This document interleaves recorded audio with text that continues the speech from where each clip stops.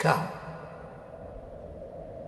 let us sit upon the ground and tell sad stories of the death of kings, some slain in war,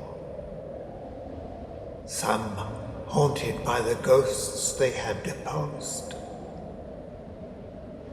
For tonight we meet Richard of Gloucester. I, Richard, soon the third of that name. A medieval man-made monster who lives in our thoughts still.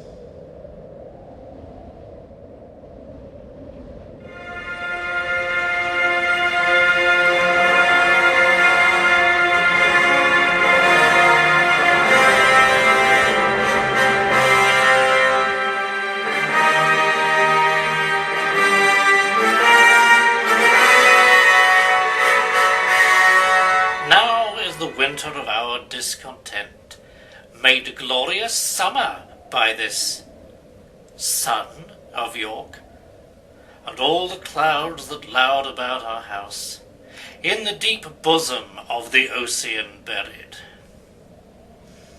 Now are our brows bound with victorious wreaths, our bruised arms hung up for monuments, our stern alarms changed to merry meetings, our dreadful marches to delightful measures.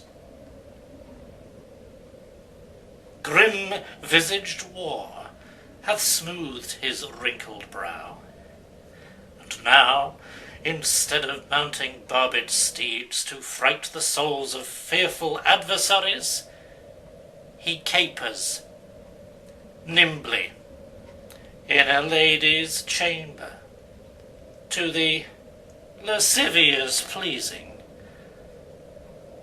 of a lute.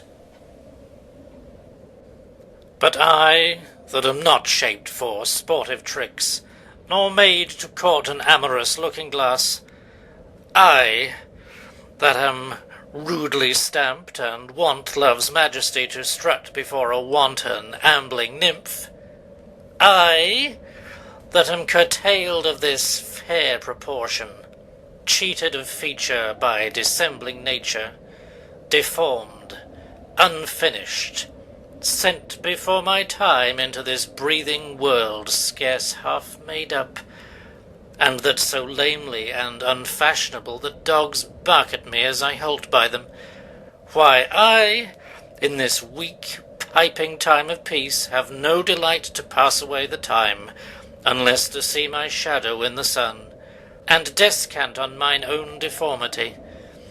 And therefore, since I cannot prove a lover, to entertain these fair, well-spoken days, I am determined to prove a villain, and hate the idle pleasures of these days.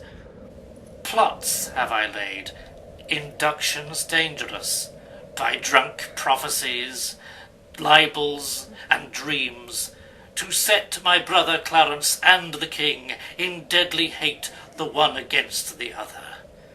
And if King Edward be true and just, as I am subtle, false, and treacherous, so this day shall Clarence be closely mewed up. Dive thoughts down to my soul.